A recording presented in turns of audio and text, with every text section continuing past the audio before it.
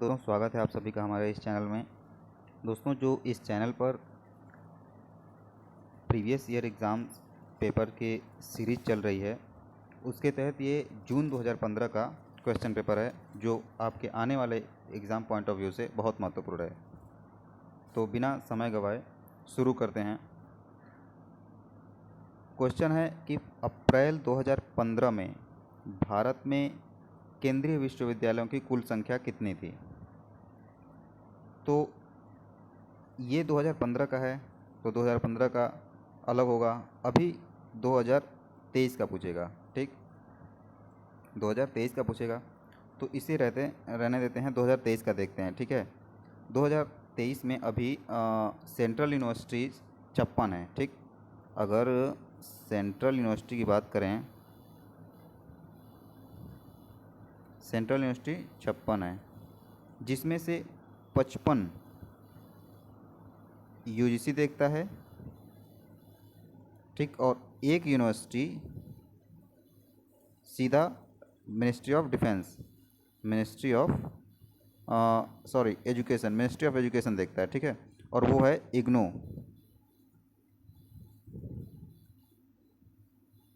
इग्नू को ministry of education देखता है, ठीक है। 55 यूनिवर्सिटी को यूजीसी देखता है, 56 सेंट्रल यूनिवर्सिटी हैं, ठीक है, 56 सेंट्रल यूनिवर्सिटी हैं, और एक को जो इग्नू है उसे मिनिस्ट्री ऑफ एजुकेशन देखता है, ठीक। अब और जान लेते हैं स्टेट यूनिवर्सिटी कितनी है। स्टेट यूनिवर्सिटी हैं आपकी 459, ठीक, 459 स्टेट यूनिवर्सिटी हैं। डीम्ड यूनिवर्सिटी कितनी है, ये क्वेश्चन आता है, ठीक है, ये क्वेश्चन आता है। डीम्ड यूनिवर्सिटी आपकी 130 है इस समय। ये 2022 का डेटा है, 2023 का भी आया नहीं है। प्राइवेट यूनिवर्सिटी की बात करें तो प्राइवेट यूनिवर्सिटी हैं 430, ठीक, प्राइवेट यूनिवर्सिटी 430 हैं। अभी फेक यूनिवर्सिटी का अभी कल आया कि दिल्ली में सबसे ज़्यादा है, ठीक है, दिल्ली में सबसे ज़्यादा है। दिल्ली में कितनी है आप लोग कमेंट में बताइएगा, ठीक। बाकी मैं फेक यूनिवर्सिटी बताता हूँ। फेक यूनिवर्सिटी 20 हैं, ठीक है, फेक यूनिवर्सिटी 20 हैं। अब दिल्ली में सबसे ज़्यादा है, कितना है दिल्ली में ये आप लोग बताएंगे, ठीक है। अब तो पता चल गया कितना यूनिवर्सिटी है, 56 है, ठीक है। नेक्स्ट क्वेश्चन देखते हैं। अच्छा, उस समय ये डी से हो जाएगा 17 का, ठीक है, नहीं सॉरी, 17 का डी नहीं होना चाहिए। उस समय आपका 43 था, 43 था उस समय, अभी 56 है, ठीक है। और बताइए पहला सेंट्रल यूनिवर्सिटी कौन है, भारत का पहला सेंट्रल यूनिवर्सिटी कौन है। वो बनारस हिंदू विश्वविद्यालय BHU है, ठीक है। अब ये कब स्थापित हुआ ये आप लोग बताइएगा कमेंट में, ठीक है, कब स्थापित हुआ ये आप लोग कमेंट में बताइएगा। ऐसे अगर सर्च करेंगे हम बता सकते हैं, लेकिन सर्च करेंगे आप लोग तो आप लोग को भी पता चलेगा, और सारी जानकारियाँ उससे रिलेटेड पता चलेंगी। नंबर 1 सेंट्रल यूनिवर्सिटी कौन है, भारत का नंबर 1 सेंट्रल यूनिवर्सिटी कौन है, ये भी पता चलेगा। तो सर्च करेंगे तो काफ़ी कुछ जानकारियाँ आपको मिलेंगी, ठीक है। तो अभी के लिए 56 हो जाएंगे, ठीक। नेक्स्ट क्वेश्चन देखते हैं।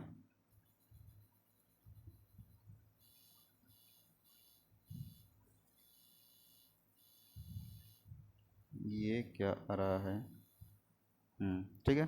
पहला क्वेश्चन है, निम्नलिखित में से कौन 1 अरब वर्णों का प्रतिनिधित्व करता है।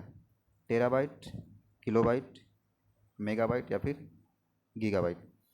GB, MB, KB या भी TB। तो 1 अरब वर्णों का प्रतिनिधित्व GB करता है। GB 1 अरब वर्णों का प्रतिनिधित्व करता है, ठीक। नेक्स्ट क्वेश्चन देखें।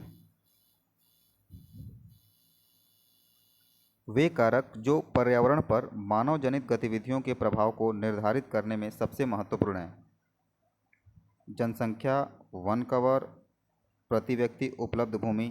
दूसरा है जनसंख्या प्रति व्यक्ति उपलब्ध भूमि, तीसरा है जनसंख्या प्रति व्यक्ति संपन्नता और संसाधनों के दोहन के लिए इस्तेमाल की जाने वाली तकनीक। और चौथा है वायुमंडलीय स्थिति, जनसंख्या और वन आवरण। तो सबसे ज़्यादा अप्रोप्रिएट आंसर यही है, जनसंख्या भी होगा, प्रति व्यक्ति संपन्नता और संसाधनों के दोहन के लिए इस्तेमाल की जाने वाली तकनीक भी होगी। ठीक है, तो सी सही हो जाएगा। नेक्स्ट क्वेश्चन देखें।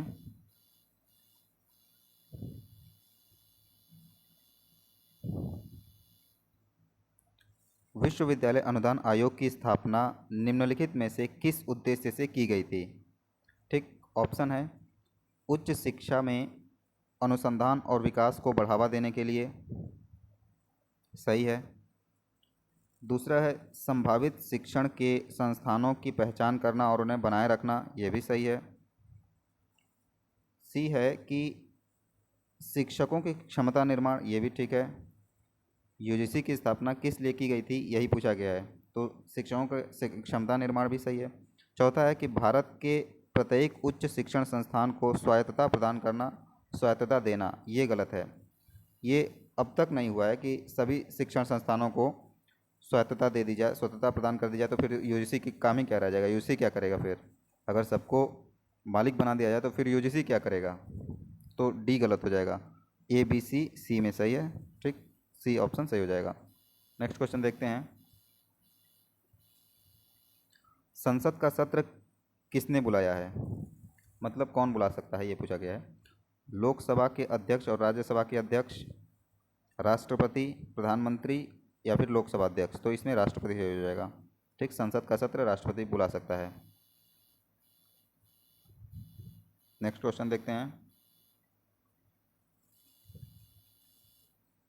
पूरे नेटवर्क में ट्रांसमिशन के लिए डेटा को एन्कोडिंग या स्क्रैचिंग के रूप में जाना जाता है। डिस्क्रिप्शन, संरक्षण, पता लगाना या फिर एन्क्रिप्शन, एन्क्रिप्शन कहेंगे। ठीक है, पूरे नेटवर्क में ट्रांसमिशन के लिए डेटा को एन्कोडिंग या स्क्रैचिंग के रूप में जाना जाता है। तो एन्कोडिंग शब्द आ गया यहाँ कि एन्कोडिंग के रूप में जानना है, तो एन्क्रिप्शन हो जाएगा। ठीक है, नेक्स्ट क्वेश्चन देखते हैं। भारत में सिविल सेवा दिवस कब मनाया जाता है? ये बहुत महत्वपूर्ण है, इसको स्टार मार्क कर लीजिए आप लोग। ये कई एग्ज़ाम्स में पूछे जाते हैं। ठीक है, वनडे एग्ज़ाम में पूछा जाता है, यूजीसी में तो आया ही है और यूजीसी ने कई बार इसे पूछा भी है। ठीक, तो इसका बी ऑप्शन सही हो जाएगा। ठीक है, 9वां का बी क्वेश्चन सही, बी आंसर सही हो जाएगा। 21 अप्रैल को सिविल सेवा दिवस मनाया जाता है। ठीक, नेक्स्ट क्वेश्चन देखें।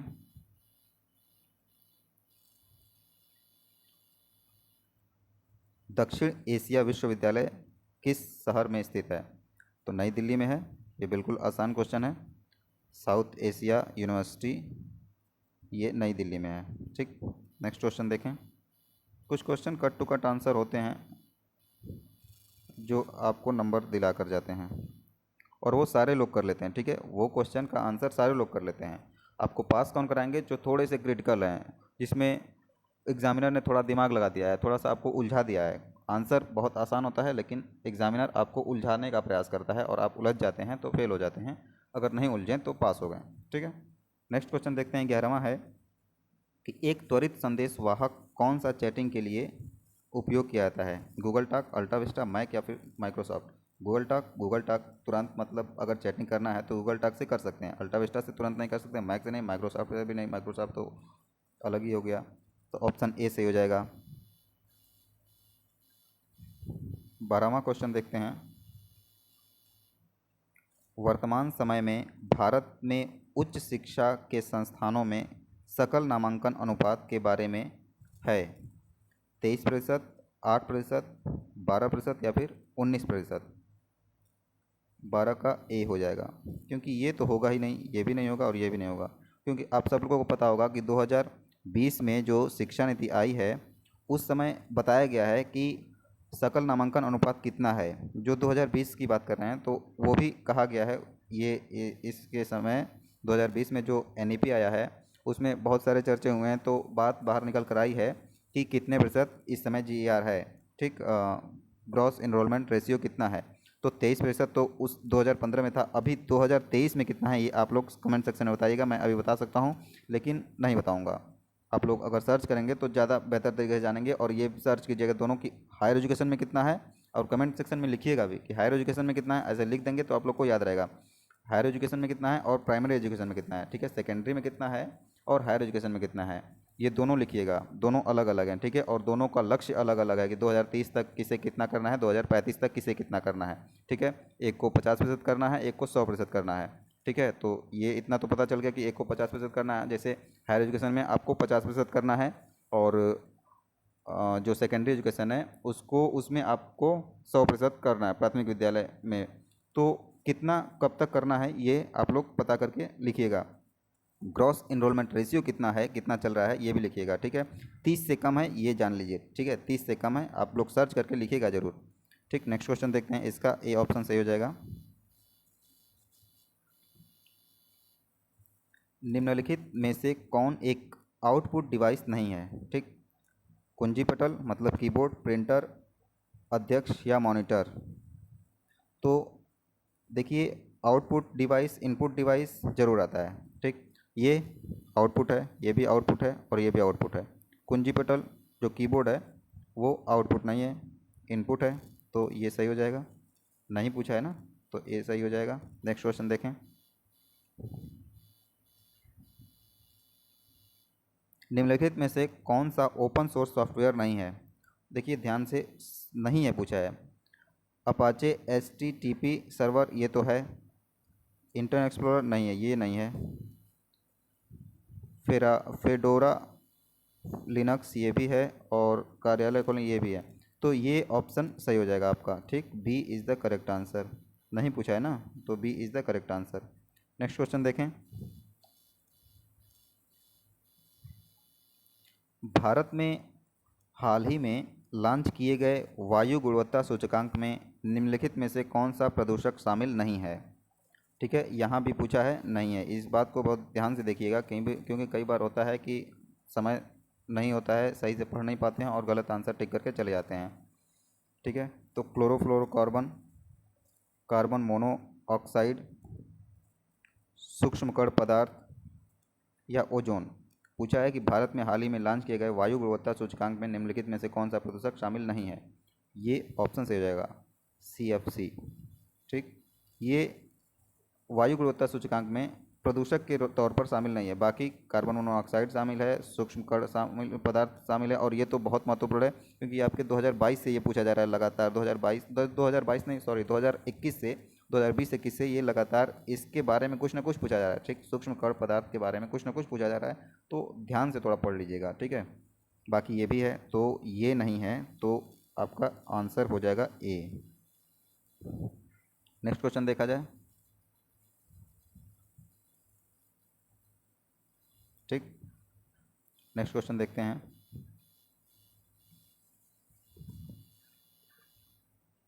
निम्नलिखित में से कौन सा संयोजक अक्षय प्राकृतिक संसाधनों का प्रतिनिधित्व करता है।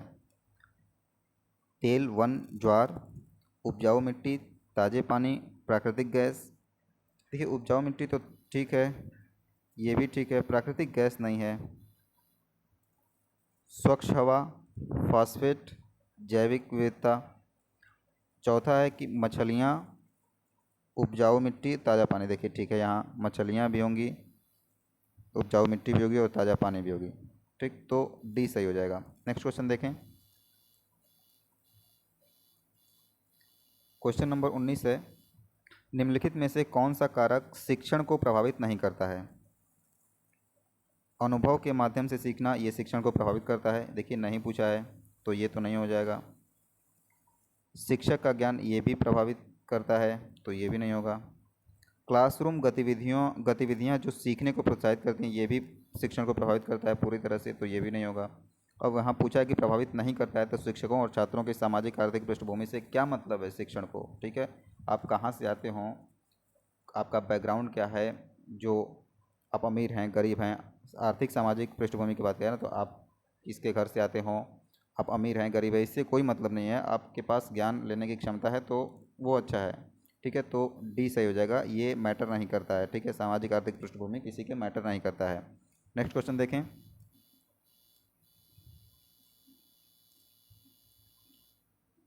प्रश्नावली डिजाइन करने के लिए निम्नलिखित में से किस चरण की आवश्यकता है। प्रश्नावली डिजाइन करने के लिए किस चरण की आवश्यकता है। प्रश्नावली डिजाइन करने के लिए निम्नलिखित में से किस चरण की आवश्यकता है। प्रश्नावली डिजाइन करने के लिए किस चरण की आवश्यकता है। प्रश्नावली डिजाइन करने के लिए किस चरण की आवश्यकता है। प्रश्नावली डिजाइन करने के लिए किस चरण की आवश्यकता है। प्रश्नावली डिजाइन करने के लिए किस चरण की आवश्यकता है। प्रश्नावली डिजाइन करने के लिए किस चरण की आवश्यकता है। अध्ययन का प्राथमिक और माध्यमिक उद्देश्य लिखना, ये सही है। प्रश्नावली डिजाइन करना है तो ये बहुत ज़रूरी है कि आपको सेकेंडरी और प्राइमरी जो उद्देश्य है उसको लिखना होगा, आपका एम क्या है। ठीक, उसके बाद वर्तमान साहित्य की समीक्षा, बिल्कुल सही, समीक्षा भी करेंगे आप, विश्लेषण करेंगे तभी आपको पता चलेगा। प्रश्नावली का प्रारूप तैयार करेंगे, ये भी ठीक है। एक प्रारूप तैयार करेंगे, उसके बाद आप फाइनल चीज़ लिखेंगे।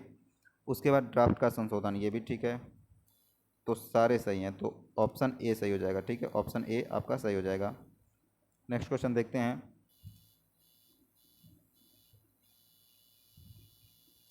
निम्नलिखित में से कौन सी संज्ञानात्मक क्षमता का उच्चतम स्तर है? मूल्यांकन। ठीक, मूल्यांकन संज्ञानात्मक क्षमता का उच्चतम स्तर है। देखिए शायद इसको ब्लूम ने ही दिया था, शायद ब्लूम ने ही दिया था। ठीक है, मूल्यांकन उच्चतम स्तर है। आप लोग एक बार देख लीजिएगा उसको सर्च करके। ये ब्लूम का ही है, ब्लूम का सिद्धांत है शायद, उसी में सबसे मूल्यांकन सबसे उच्चतम स्तर है संज्ञानात्मक क्षमता का। ठीक, नेक्स्ट क्वेश्चन देखें। ऑप्शन ए सही है बिल्कुल। बाकी ये संज्ञानात्मक क्षमता का जो उच्चतम स्तर है, ये इसको ब्लूम ने बताया था, 3 नियम दिए थे। ठीक है, नेक्स्ट क्वेश्चन देखें।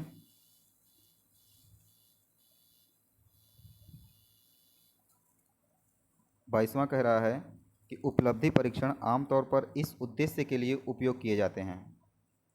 शिक्षण के बाद सीखने की मात्रा का आकलन करना, हाँ। एक विशिष्ट नौकरी के लिए चयन करना, नहीं, नौकरी की ज़रूरत नहीं है। एक कोर्स के लिए उम्मीदवार का चयन करना, नहीं। सीखने वालों की ताकत और कमजोरियों की पहचान करना, नहीं। ये ऑप्शन सही हो जाएगा। शिक्षण के बाद सीखने की मात्रा का आकलन करना उपलब्धि परीक्षण का उद्देश्य होता है। ठीक, नेक्स्ट क्वेश्चन देखें।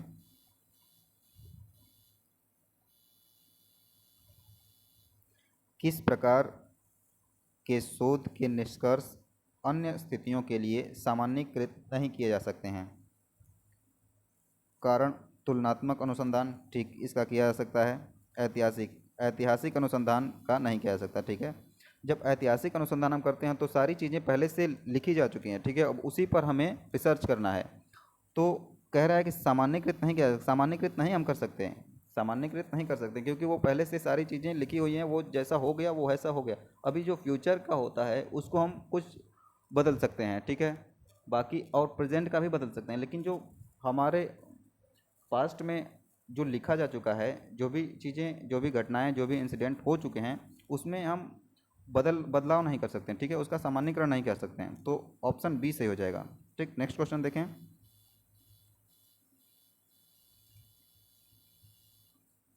पढ़ाने के लिए एक शिक्षक द्वारा उपयोग की जाने वाली तकनीकों में शामिल है, क्या क्या शामिल है?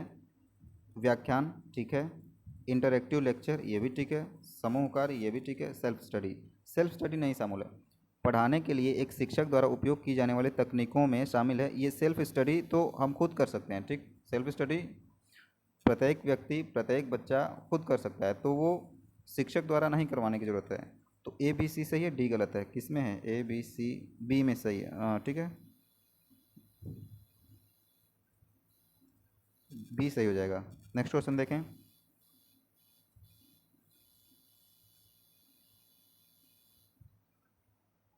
एक अच्छा शोध लेखन शामिल होना चाहिए, एक अच्छा शोध लेखन में शामिल होना चाहिए। ठीक है, विराम चिन्ह और व्याकरणिक त्रुटियों को कम से कम करना, ठीक है, अच्छी बात है। संदर्भों की सावधानीपूर्वक जांच, ये भी सही बात है। थीसिस लिखने के तरीके में संगति, ये भी ठीक है। और एक स्पष्ट और अच्छी तरह से लिखा गया सार, ये भी सही है। तो सारे सही हैं। ठीक, बी सही हो जाएगा। B is the correct answer.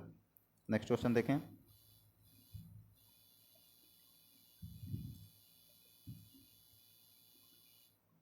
लिखा है कि शोध के अर्थ के बारे में निम्नलिखित में से कौन सा कथन सही है? कथन है, अनुसंधान किसी समस्या के समाधान का पता लगाने के लिए व्यवस्थित गतिविधि या गतिविधियों की एक श्रृंखला को संदर्भित करता है। अनुसंधान किसी समस्या के समाधान का पता लगाने के लिए व्यवस्थित गतिविधियों या गतिविधि की श्रृंखला का श्रृंखला को संदर्भित करता है। बिल्कुल सही बात है ये। ठीक, यह एक व्यवस्थित, तार्किक और एक निष्पक्ष प्रक्रिया है जिसमें सिद्धांतों की परिकल्पना, डेटा विश्लेषण, व्याख्या और सिद्धांतों का निर्माण किया जा सकता है, ये भी ठीक है। यह एक बौद्धिक जांच या सत्य की खोज है, ये भी ठीक है। ये पूछा गया है रिसर्च का अर्थ के बारे में, ठीक है, रिसर्च के अर्थ के बारे में बता रहा है, रिसर्च होता क्या है आखिर में। इसमें ज्ञान की वृद्धि होती है, ये भी सही है। तो सारे सही हो गए हैं, सारे सही किसमें, ए में सही हैं, तो सारे सही हो जाएंगे, ठीक है। A is the correct answer. Next question देखें। जिन पियाजे ने अपने आधार पर मनुष्यों के संज्ञानात्मक विकास का एक सिद्धांत दिया है, मूल्यांकन अनुसंधान अनुसंधान, मौलिक अनुसंधान, अनुप्रयुक्त अनुसंधान या एक्शन रिसर्च। तो जिन पियाजे ने मौलिक अनुसंधान दिया, ठीक है। यहाँ तो कट टू कट आंसर है, इसमें कुछ कहना ही नहीं है, ठीक, तो बी सही हो जाएगा। अच्छा, मूल्यांकन अनुसंधान किसने दिया है, ये आप लोग कमेंट सेक्शन में लिखिएगा ज़रा, ठीक, ये भी महत्वपूर्ण है इसलिए पूछा। 28वां देखते हैं।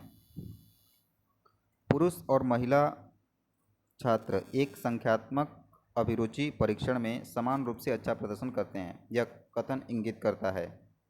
सांख्यिकी परिकल्पना, अनुसंधान परिकल्पना, अशक्त परिकल्पना या फिर दिशात्मक परिकल्पना।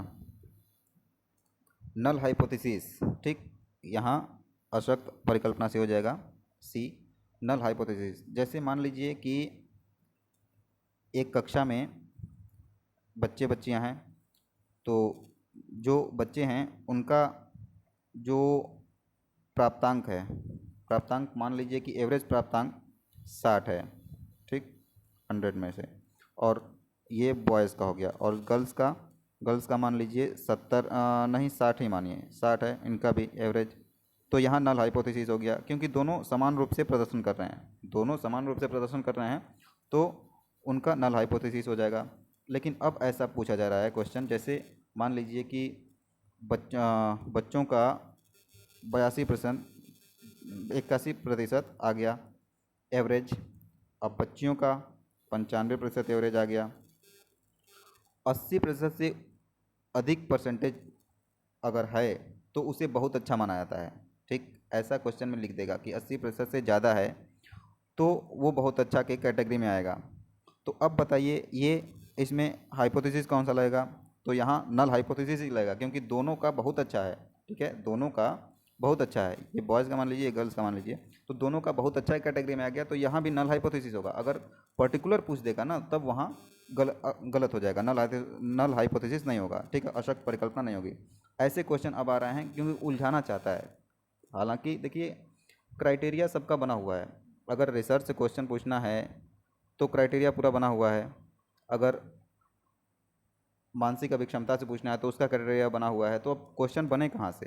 तो ऐसे क्वेश्चन डालने का प्रयास किया जाता है कि आप फंस जाएं उसमें, आप अगर पेशेंस नहीं रखेंगे तो फंस जाएंगे और गलत कर देंगे, ठीक है। तो बिल्कुल डीप में जाकर अब क्वेश्चन पूछे जा रहे हैं, यहाँ ऑप्शन सी सही हो जाएगा। नेक्स्ट क्वेश्चन देखते हैं। शिक्षण सहायक के बारे में निम्नलिखित में से कौन सा कथन सही है। पहला है, वे लंबी अवधि के लिए अवधारणाओं को बनाए रखने में मदद करते हैं, सही बात है। शिक्षण सहायक मतलब अगर हम मान लीजिए प्रोजेक्टर से पढ़ाते हैं, या फिर प्रदर्शन विधि से पढ़ाते हैं, या फिर हम शैक्षिक भ्रमण के द्वारा से पढ़ाते हैं, तो हमें चीज़ें बच्चों को लंबे समय तक याद रखने में मदद मिलती है, ठीक है, तो ये सही हो जाएगा। दूसरा है कि वे छात्रों को बेहतर सीखने में मदद करते हैं, ये भी सही है, बेहतर तरीके से छात्र सीख सकते हैं, बिल्कुल सही है। तीसरा है कि वे शिक्षण अधिगम प्रक्रिया को रोचक बनाते हैं, ये भी सही है, रोचक बनाते हैं, बच्चे इंटरेस्ट लेते हैं। वे रोट लर्निंग को बढ़ाते हैं, नहीं ये गलत है, रोट लर्निंग को नहीं बढ़ावा देते हैं, ठीक है। शिक्षण सहायक सामग्री होते हैं जो, वो रोट लर्निंग को बढ़ावा नहीं देते हैं। तो ए बी सी सही हो जाएगा, डी गलत हो गया, ए बी सी, सी में सही है, ठीक है, C is the correct answer. Next question देखें। एक अच्छा शिक्षक वह है जो छात्रों को सीखने के लिए प्रेरित करता है, सही बात है, उपयोगी जानकारी देता है, अवधारणाओं और सिद्धांतों की व्याख्या करता है, छात्रों को नोट छापता है, ये भी गलत है। अवधारणाओं और सिद्धांतों को व्याख्या करे वही जरूरी नहीं है कि सही हो, उपयोगी जानकारी दे और छात्रों को सीखने के लिए प्रेरित करे, सबसे ज़्यादा सबसे अप्रोप्रिएट आंसर ए हो जाएगा। छात्रों को सीखने के लिए अगर प्रेरित करता है वो तो सबसे अच्छा शिक्षक कहलाएगा। ठीक, नेक्स्ट क्वेश्चन देखें। अच्छा, ये तो रिपीट हो गया है ना।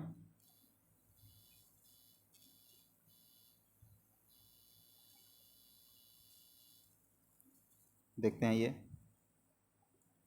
निम्नलिखित कथनों में से दो एक दूसरे के विरोधाभासी हैं, सही कोड का चयन कीजिए और उनका प्रतिनिधित्व कीजिए। सभी कवि दार्शनिक हैं। देखिए यहाँ दो हैं एक दूसरे के विरोधी, कौन कौन से हैं यही छांटना है। सभी कवि दार्शनिक हैं, ये कवि हो गए और ये दार्शनिक हो गए। यहाँ कहा गया है दूसरे में कुछ कवि दार्शनिक हैं, तो यहाँ अब कुछ कवि आ जाएंगे, तो ये हो गया आपके कुछ कवि, ये कवि हो गए, ये दार्शनिक हो गए। नीचे लिखा है कुछ कवि दार्शनिक नहीं हैं, तो कुछ कवि दार्शनिक नहीं हैं तो ये इसमें आ जाएगा। ठीक, इसी में आ जाएगा ये। उसके बाद है कोई दार्शनिक कवि नहीं है, कोई दार्शनिक कवि नहीं है, ये दार्शनिक और ये कवि। देखिए यहाँ पूछा गया है कि एक दूसरे के विरोधाभासी कौन है। ये पहला तो हो गया कि सभी कवि दार्शनिक हैं, दूसरा कौन सा चाटेंगे, कुछ कवि दार्शनिक नहीं हैं। ये दोनों एक दूसरे के विरोध में आ रहे हैं। या तो ये कह दोगे कि सभी कवि दार्शनिक हैं, या फिर कह दो कि कोई कवि दार्शनिक नहीं है। लेकिन यहाँ ये नहीं कहा जा रहा है, यहाँ कहा जा रहा है कि कुछ कवि दार्शनिक नहीं है। यहाँ लिखा गया कि सभी कवि दार्शनिक है, यहाँ लिख दिया गया कि कुछ कवि दार्शनिक नहीं है। तो ए और सी आपके हो जाएंगे विरोधाभासी। ऑप्शन डी सही हो जाएगा। ठीक, ऐसे क्वेश्चन आते हैं, ऑप्शन डी सही हो जाएगा 38 का। नेक्स्ट क्वेश्चन देखें।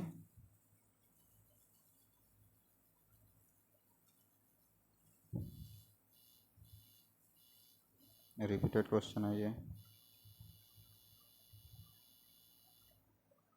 निम्नलिखित में से कौन संचार का सिद्धांत नहीं है। अंगूर का रणनीतिक उपयोग, प्रेरक और ठोस बातचीत, दर्शकों की भागीदारी, जानकारी का एकतरफा हस्तांतरण। देखिए संचार, प्रभावी संचार का सिद्धांत की बात क्या है और पूछा है कि नहीं है, ये तो बिल्कुल है, क्योंकि जो ग्रेप वाइन होता है ना, अंगूर यहाँ लिखा है हिंदी में ग्रेप वाइन होता है, ग्रेप वाइन कम्युनिकेशन, वो सबसे ज़्यादा महत्वपूर्ण है, तो है ही। प्रेरक और ठोस बातचीत होती है तो भी वो प्रभावी संचार होगा। दर्शकों की भागीदारी अगर होगी, अगर सामने वाला आपको सुनना चाहेगा, आप में इंटरेस्ट लेगा, तो वो प्रभावी संचार होगा ही। और जब प्रेरणा देंगे, ठोस बातचीत होगी, तो वहाँ भी प्रभावी संचार होगा। लेकिन जानकारी का जब एक तरफा हस्तांतरण होता है, मान लीजिए शिक्षक बता रहा है और बच्चे इंटरेस्ट ले नहीं रहे हैं, बस शिक्षक बताया जा रहा है, तो वहाँ प्रभावी संचार नहीं होगा। ठीक, तो डी इसका सही हो जाएगा, क्योंकि नहीं पूछा है तो डी सही हो जाएगा। नेक्स्ट क्वेश्चन देखें।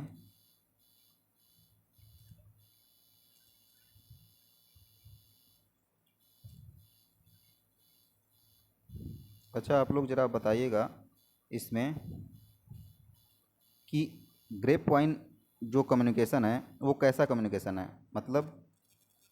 मतलब ये कि ग्रेप वाइन है वो औपचारिक है कि अनौपचारिक है। औपचारिक है या अनौपचारिक है, कौन सा है। ग्रेप वाइन कम्युनिकेशन हमेशा अनौपचारिक होता है। ठीक, ये याद रखिएगा। ठीक है, नेक्स्ट क्वेश्चन देखें।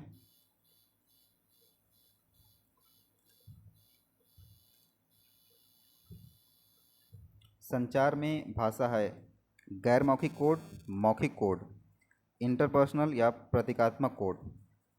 यहाँ मौखिक कोड हो जाएगा। भाषा मौखिक कोड है, ठीक है, यहाँ गैर मौखिक नहीं है। यहाँ भाषा में हम लिख कर नहीं बताते हैं, बोल कर बताते हैं। ठीक है, भाषा में हम बोल कर बताते हैं, तो मौखिक कोड हो जाएगा। ठीक, नेक्स्ट क्वेश्चन देखें।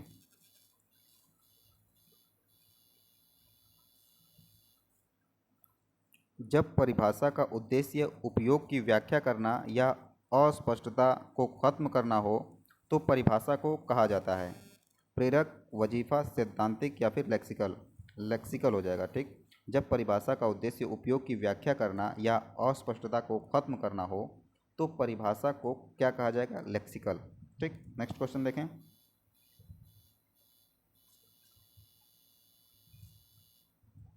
यदि एक नेगेटिव तर्क अमान्य है, यदि एक नकारात्मक तर्क अमान्य है तो इसके सारे परिसर और निष्कर्ष सच होंगे, नहीं।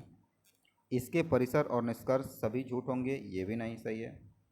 तीसरा है कि इसका परिसर सत्य है लेकिन इसका निष्कर्ष गलत है, सही बात है। अगर तर्क निगेटिव है और उसे अमान्य कर दिया जाता है, ठीक, अगर उसे अमान्य कर दिया जाता है तो परिसर सत्य होगा लेकिन निष्कर्ष वो गलत होगा।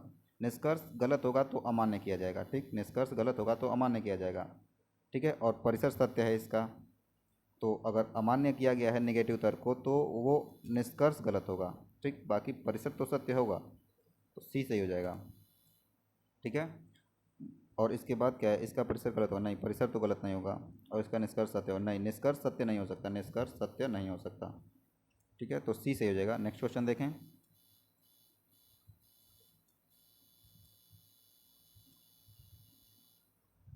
संचार की विशिष्ट विशेषताएं निम्नलिखित में से कौन कौन सी हैं? संचार में विचारों, तथ्यों और विचारों का आदान प्रदान होता है, सही बात है। संचार जब भी होता है तो उसमें तथ्यों, विचारों का आदान प्रदान तो होता ही है। उसके बाद है संचार में सूचना और समझ दोनों शामिल होता है, ये भी सही है, सूचना और समझ दोनों शामिल होता है। संचार एक सतत प्रक्रिया है, ये तो बिल्कुल सही है और सबसे मूलभूत बात है। संचार एक कंटिन्यूअस प्रोसेस है, सतत प्रक्रिया है, ठीक। नेक्स्ट क्वेश्चन देखें। संचार एक परिपत्र प्रक्रिया है, ये भी ठीक है, परिपत्र प्रक्रिया भी है। तो सारे से होंगे तो ए हो जाएगा सही, ठीक, यहाँ तो कुछ सोचना ही नहीं है। उसके बाद देखते हैं क्वेश्चन नंबर 45। निम्न नीचे दिए गए कोडों में से किसमें केवल सही कथन है? कोड का चयन कीजिए। वेन आरेख तार्किक रूप से तर्कों का प्रतिनिधित्व करता है। वेन आरेख तार्किक रूप से तर्कों का प्रतिनिधित्व करता है, सही बात है। वेन आरेख हमारी समझ को भी बढ़ाता है, ये भी ठीक है। वेन आरेख को वैध या अमान्य कहा जा सकता है। देखिए ये क्वेश्चन बहुत बार आता है, ये जो लाइन है ना, वेन आरेख को वैध या अमान्य कहा जा सकता है, ये गलत लाइन है, ठीक है। वैध या अमान्य नहीं कहा जा सकता है, ठीक, तो ये गलत है। बाकी वेन आरेख संकेतन की स्पष्ट विधि है, बिल्कुल सही है, संकेतन की स्पष्ट विधि भी है। तो सी को छोड़कर सारे सही हो जाएंगे। तो सी इसमें भी है, इसमें भी है, इसमें भी है, तो सी सही हो जाएगा, ऑप्शन सी सही हो जाएगा, ठीक, ऑप्शन सी सही हो जाएगा। क्योंकि वेन आरेख को वैध या अमान्य कहा जा सकता है, ये कई बार आप पढ़ेंगे, हालांकि ये गलत है, ठीक है, तो वो गलत में ही आता है। अवैध होता है, वैध या अमान्य नहीं कहा जा सकता, ठीक। नेक्स्ट क्वेश्चन देखते हैं। प्रेरक तर्क पर आधारित है, प्रेरक तर्क पर आधारित है प्रकृति के सद्भाव, प्रकृति की अखंडता, प्रकृति की एकता या फिर प्रकृति की एकरूपता। प्रकृति की एकरूपता, ये बिल्कुल देखते ही आंसर कर दीजिएगा और आप लोग कर भी दिए होंगे। प्रकृति की एकता प्रेरक तर्क का आधार होता है, ठीक। नेक्स्ट क्वेश्चन देखें। यदि हम दुनिया के बारे में तथ्यों का नया ज्ञान प्राप्त करना चाहते हैं तो हमें इस प्रकार के कारण पर भरोसा करना चाहिए। कैसे कारण पर भरोसा करना चाहिए? शारीरिक कारण पर नहीं, आगमनात्मक कारण पर, सही है, आगमनात्मक कारण पर भरोसा करना चाहिए। आगमनात्मक कैसे जाता है? उदाहरण से नियम की ओर, ठीक, उदाहरण से नियम की ओर जाता है आगमनात्मक कारण, तो बी सही हो जाएगा। नेक्स्ट क्वेश्चन देखें और शायद ये लास्ट होगा, लास्ट है। संचार की प्रभावशीलता का पता निम्न में से किससे लगाया जा सकता है? संचार की प्रभावशीलता का पता निम्न में से किससे लगाया जा सकता है? देखते हैं, दृष्टिकोण सर्वेक्षण से लगाया जा सकता है। संचार की प्रभावशीलता दृष्टिकोण सर्वेक्षण से लगाया जा सकता है, सही बात है। प्रदर्शन रिकॉर्ड से भी लगाया जा सकता है, बिल्कुल सही बात है। छात्रों की उपस्थिति से भी संचार की प्रभावशीलता का पता लगाया जा सकता है। अगर छात्र ज़्यादा आ रहे हैं तो संचार प्रभावशाली है। बाकी अगर छात्र उपस्थित नहीं हो पा रहे हैं आपके क्लास में, आप चले जा रहे हैं या फिर क्लास अटेंड नहीं करना चाहते हैं, तो वो प्रभावी संचार नहीं होगा। बाकी संचार चैनल का चयन नहीं, संचार चैनल के चयन से कोई मतलब नहीं है, संचार चैनल के चयन से कोई मतलब नहीं होता है, तो सी सही हो जाएगा, ठीक है, 49 का सी सही हो जाएगा। बाकी अगर ये वीडियो अच्छी लगी हो तो सब्सक्राइब कर लीजिएगा चैनल को, ताकि आने वाली नोटिफिकेशन तुरंत मिल जाए आने वाली वीडियो की, ठीक। बहुत बहुत धन्यवाद।